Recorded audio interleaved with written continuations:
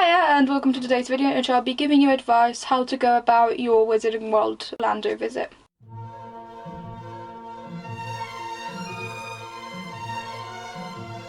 This video is based on Wizarding World Orlando because that is where I went, but some of these things might also apply to Wizarding World Hollywood and Tokyo, so let me know if the tips are any useful for those. And obviously this video doesn't make a lot of sense right now because of reasons we all know, but I just wanted to get it done now because I've pushed it back a few times already due to other things popping up, and I wanted to film it while I still remember how it was when I went. Or at least remember well. First of all, I'd say that you should just have to go with your gut. What I mean by that is once you get to the entrance to Universal, there are signs pointing towards Harry Potter and stuff, but if you just go with your gut and think, oh, I think I need to go here to get to Diagon Alley, or I need to get here to go to Hogsmeade, that would be a much funner experience. I, having had never been there before, not looked at any maps, walked directly towards Diagon Alley and then almost turned the wrong way to go to Simpsons on the other side of the lake, but ended up seeing the London bit and being like, that's what Diagon Alley is. Also went to see Creature before actually going into Diagon Alley just to make sure I didn't forget about him. Regarding the order in which you should do things, especially Diagon Alley versus Hogsmeade first, I'd say go to Diagon Alley first and do the things Harry does if you have multiple days there. If not, go to Hogsmeade first, go on all the rides while the waiting times are low, especially Forbidden Journey, and then go to Diagon Alley. Because the Hogwarts Express also arrives front-facing in Hogsmeade, but back-facing in Diagon Alley, so it's just a nicer experience, I think, if you only have one day. But if you have multiple days, it's good to do what Harry did, go to Diagon Alley first, explore, go to Gringotts, things like that. Have a wander around Diagon Alley. I think I went like in a circle around Diagon Alley probably about 20 times on the first day, just spotting more and more new things and remembering more things, so I recommend doing that. And regarding the order of shops versus rides, definitely go on rides first, early in the morning while their waiting times are low. Unless you have multiple days and you want to get your wand first, go to Gringotts first, look at the magical menagerie and stuff like that.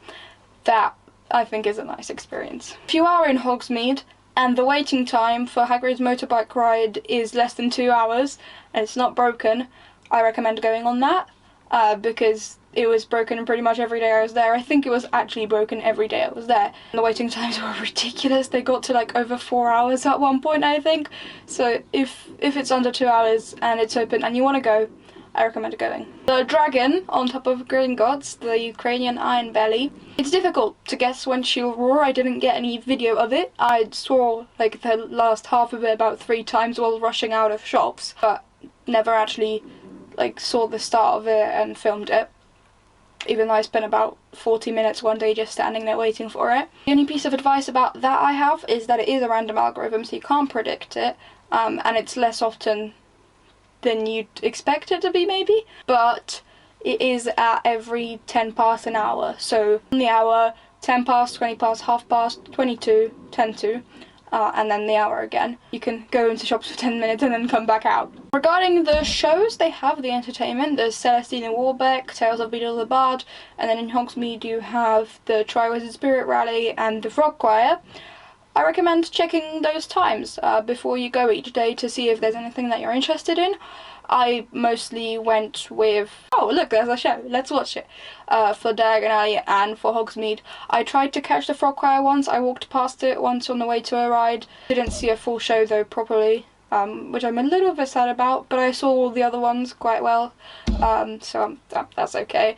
I specifically waited for the Triwizard Spirit Rally and saw it 3 times in one day because it was just Durmstrang the first 2 times and I wanted to also see Beauxbatons. For those, I recommend looking at them first before you go, and then also experiencing them.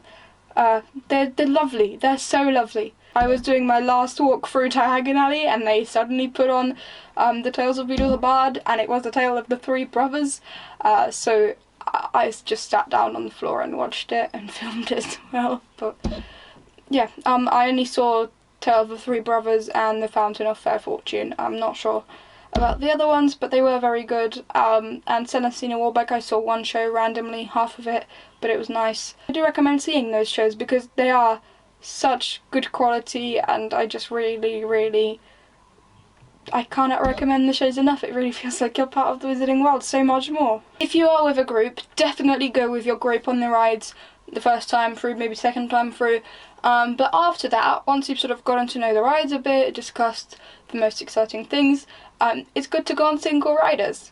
In Forbidden Journey, you go through a different path of the castle, and there's almost nobody there on the main part that's different to the normal riders, and it just really feels like you're at Hogwarts. If not for the lights, they're not like fire or anything, it's just normal lights, and there's lots of fire escape signs, which is health and safety.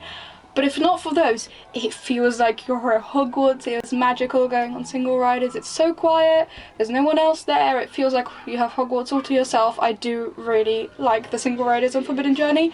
It's also nice on all the other rides, but Forbidden Journey, amazing. Yeah, going on single riders is a good idea because you cut down your waiting time and you still get to experience the ride. And if you've had a couple of rides with your friends or family and you've taken the pictures already, it doesn't make much more sense to keep wasting time on it unless that's what you want to do if you want to go at slow pace. But on Forbidden Journey, for example, that's where I spent most of my time.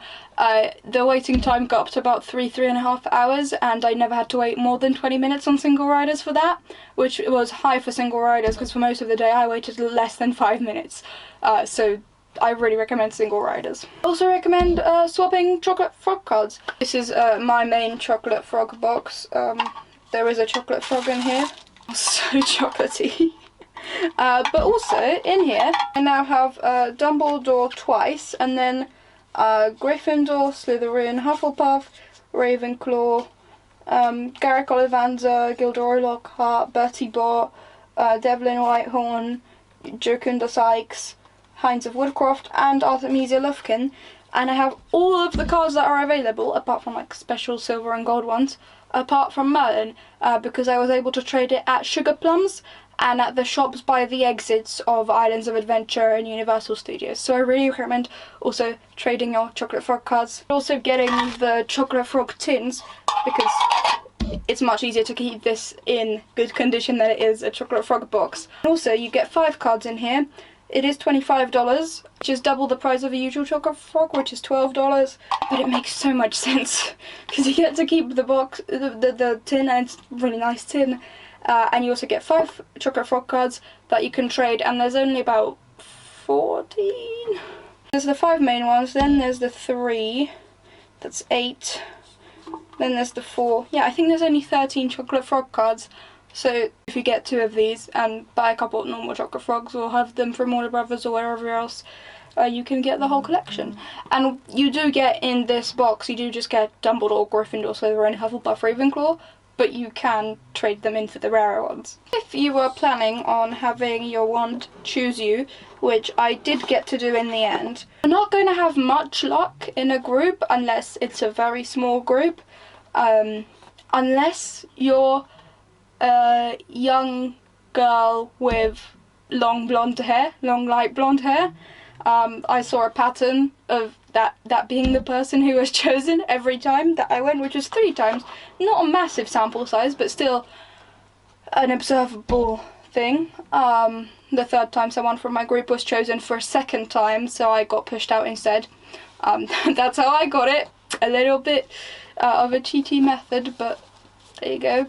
Because she already had a wand, so unless you're in a small group or manage to somehow talk to someone to get you to be the person that gets to have the wand choose them, it's usually a little blonde girl. Even on their website, I think a photo of a little blonde girl shows up twice for the wand choosing experience, and there's one time there's a girl with brown hair. So it's just, you can see there's a pattern, I think. That's what the Ollivander is told to go for, because it's just easier to always have someone to look out for, and not have to think too much about, oh, who looks like the type of person that'd be good at this. Because it needs to be someone who will remember the experience, so it needs to be in, like, I don't know, 7+, but it also needs to be like a child, because first wand, I guess, so makes sense. My photo pass is really hidden right now, but I might have a clip from an old video about it, so here it is if I do. You can also get the My Universal Photo Pass for cost us $109.99, but you get to keep all the photos they take of you digitally, no matter how horrendous they are. You get 2 printed photos with the photo pass, and then you can also add to it that you want 5 more printed photos for some fee. But for $110, you could buy just 4 printed photos pretty much, because we got them for $26 a piece. And you get 7 printed photos and all of them digitally as well. So I think that's really worth it, if you do want the photos they take, which I quite like the ones from the Rise, so I do recommend it. You can get the Butterbeer time card, which I'm using for water right now, from the 3 broomsticks and the, I think it's called the Fountain of Fair Fortune and things, lots of places. But the Hog's Head card you can only get if you're over 21, because they pour actual alcohol into it the first time. You can't even buy it just like, oh, can I just pay the full price and get it empty? You can't. So make sure to be aware of that. Something that I'd also really recommend is getting as many of these reusable boxes and tins as you can. This one is actually from Warner Bros. Studio Tour London, but you can get tins of Birdie Bots. Florian Fortescue's you can get a Sunday cup, and it only costs like $2 more than just getting a waffle, which makes 0 sense to me, but there you go. You can get a Honeyduke's tin of sherbet lemons or any other sweets. There's lots of them, about 10 to choose from. I just associate sherbet lemons with Harry Potter the most. And this is I think $9.95, and in Warner Bros. Studio Tour London it's £9.95p, so it's actually cheaper in America. And I also got a glass Honeyduke's jar. It comes empty for $10. I filled it with my favourite sweets, which are Schokolinsen. They're German. It fits the aesthetic of Honeyduke's, doesn't it? I really like this jar. It managed to get safely back to England, so it's a good jar. If you're looking for sweet recommendations, I suppose that's what I'm doing right now. I also recommend getting the chocolate wand and the cauldron cake in a box, because there's 2 types of cauldron cake. There's the one in a plastic container thing, and that's just chocolate, or there's the one in the box, and that's like a cupcake with so much frosting. But the box one comes with a silicone cauldron, so you can make your own cake and bake it in the oven, and you have another cauldron cake. And the chocolate one, similarly, you can reuse the it comes in to remold it, which I've done multiple times. Last thing I will say is about the nighttime lights. I saw it once at dusk and once at, you know, it was pretty much nighttime, and I think the dusk one definitely looks prettier. I recommend the dusk one if there's a choice, if there's a difference at all. I don't know what time they are in the summer, but I'd recommend dusk if you can. You're only going to go once to the nighttime lights on the Hogwarts castle, because it's pretty magical, but it's also a bit late, and then you have to rush with everyone leaving. So I believe that is everything I wanted to say. Maybe not exactly, but these are the most important things in my opinion to know about before you go, to make better decisions while you're there, make it more memorable. I also really recommend speaking with the staff. I don't know how I didn't remember to say this, but basically they're all really lovely, really willing to help, and very knowledgeable. They're just great staff, honestly. Some of them are a little bit goofy, you know, play around, play into the magic. Most of them play into the magic. Some of them just really knowledgeable, can answer any question. I got to ask about why Dragon Challenge is missing, and it turns out it was a leftover roller coaster from a different theme park, and they decided that it was a bit old, wasn't dangerous, but just didn't really fit Harry Potter that well. So they took it down and put Hagrid's motorbike ride in place, which is fair enough. I also got to see Priscilla quite a few times on the day that I was alone in the park, because she was at the photo area of Forbidden Journey, which is where I spent most of my day. She was really friendly. And then on the last day when I was leaving and crying, she also gave me a hug. So they're all just so lovely, and I really recommend speaking to the staff if they look like they want to have a chat and you feel like talking about Harry Potter, which why wouldn't you? That if you do ever get to go once this whole thing is over, that you enjoy it to the maximum. Spent 5 days there, and I was in Harry Potter about 80 to 90% of the time. That's how the parks are massive, but the Harry Potter bits are so big you can spend 5 days there, no problem. Thank you ever so much for watching this video. I really do hope that you enjoyed it. I will see you in the next one. Bye bye!